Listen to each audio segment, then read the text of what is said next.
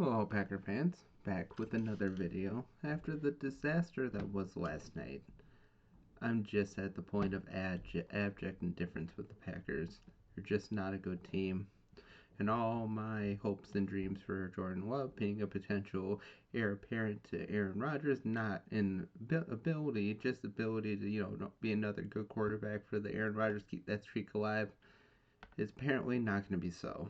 He's just so inaccurate. Doesn't have enough time to throw. Offensive line is crap. The defense wasn't able to hold up against the Raiders. It's just an abject disaster, and we'll get into it all. If you like the video, give it a thumbs up.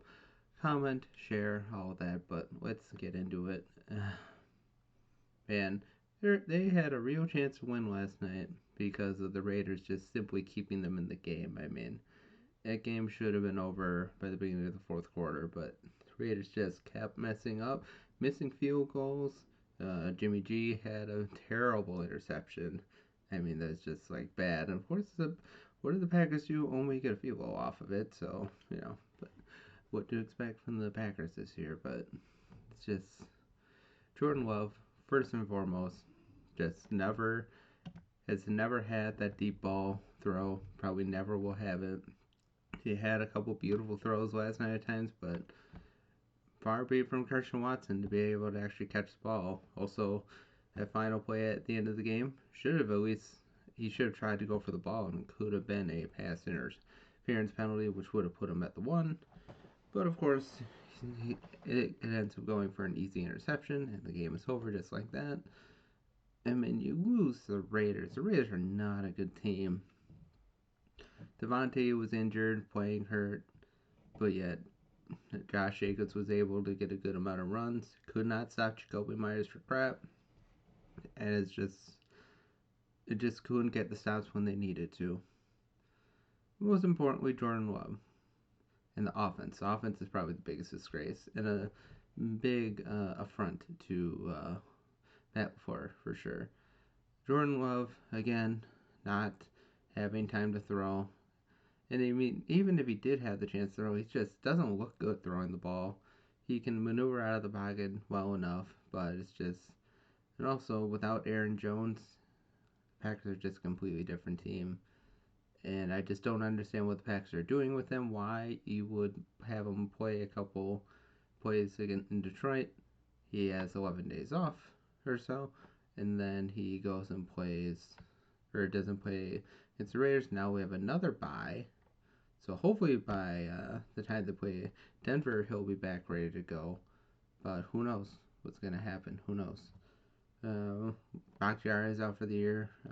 Offensive line is just not good, or definitely not as good as advertised. Who knows what's happening with Eric Stokes, if he's ever going to come back. Quay Walker got hurt last night, so that's fun. Darnell Savage got hurt last night too.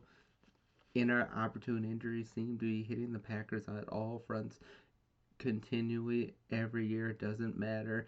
It started off pretty well in the preseason and have too many big injuries, except the ones that we already knew about from PUP and stuff like that. But it's just everything. And then not to mention the coaching is just so terrible. Matt LaFleur is a spineless coach. He does not know how to get into players' faces.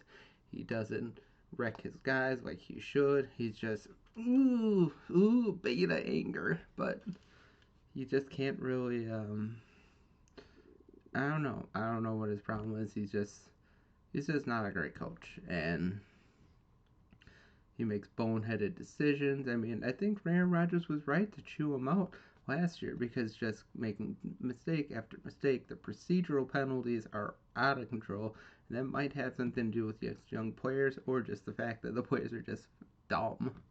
I mean, there's a whole lot of dumb going around this organization from top to bottom, especially in the players. I think some of these players are just not smart enough to get it, to be honest, at times. Can't make adjustments for crap at any time of the game. I mean, Packers were winning the Raiders for the longest time. They needed one stop, and they can't do it. Cannot make a stop ever. That's been their biggest Achilles heel. Sure, they were able to win the Bears against the Bears and the Saints, but now after the past couple games, you look at those wins and you think they're much different. One, because the Bears are just a terrible team, and yes, they beat the Washington Commies this week. Yes, but Washington Commies aren't very good either. And then the Saints, they beat the Saints because Derek Carr was out.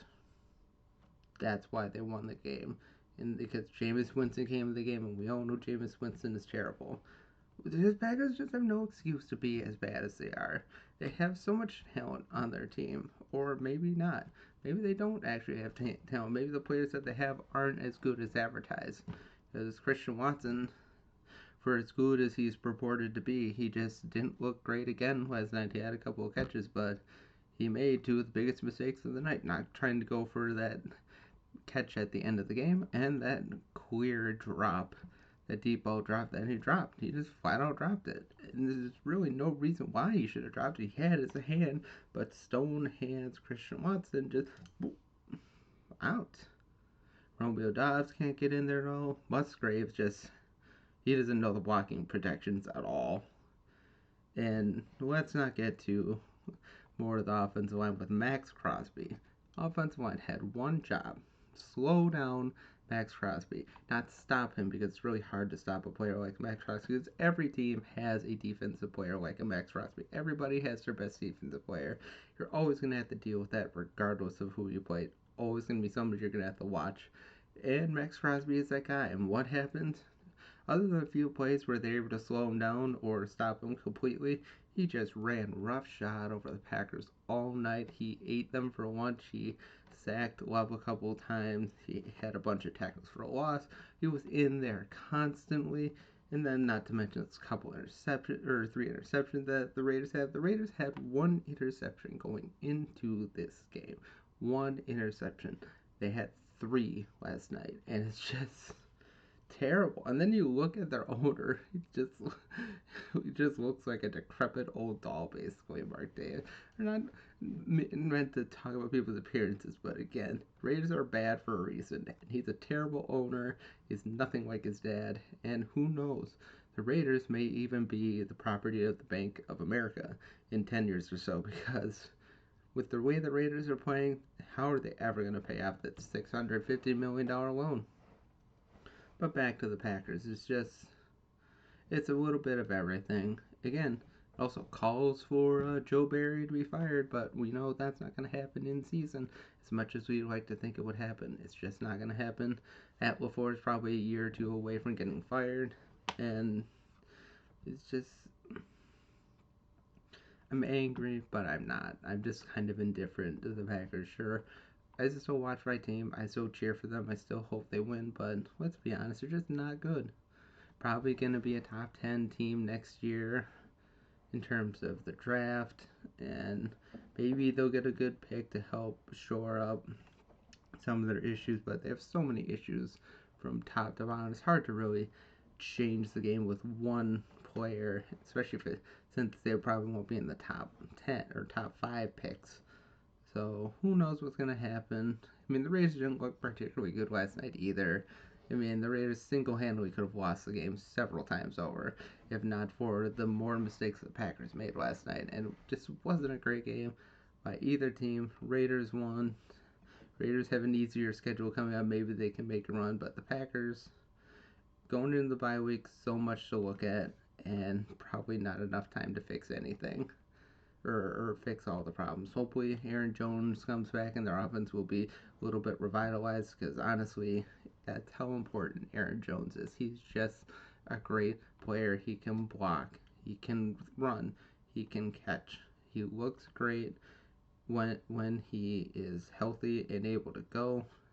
And although A.J. Dillon did better last night, he's still a change of pace back. Now, if Aaron Jones is running fully, and then you have A.J. Dillon as that change of pace back, it'll work. It could work great, but who knows? We won't know until we see that. And again, as much as I love Jordan Love and want him to succeed, I think next year it'll either be Sean Clifford as the Packers starting quarterback or somebody else. I don't see Jordan Love starting next year. I just don't. Unless he makes some dramatic improvement, it's just not going to happen. And the Packers are going to look at a 500 record at best this year. Probably not going to make the playoffs despite the terrible conference that the NFC is. I still hope that they could just to spite everybody else, but yeah, not a lot of good things to say about the Packers, and I don't want to ramble anymore. Last night was just a disaster in every way, not unexpected, because even with the Packers how now, they could lose or win every game the rest of the year. Maybe more so likely lose every game, but let me know what you think of the video. Give it a like if you like it. Comment. I really love the comments. I really love talking to people. I want to hear what else people think about the Packers from true Packer fans out there and the bandwagon fans. But the real Packer fans, I love to hear from you. Let me know if I'm right on the money or if I'm way off base. But I'm thinking there's a lot of Packer fans out there that probably agree with everything I said here today. But have a great day, and as always, God bless.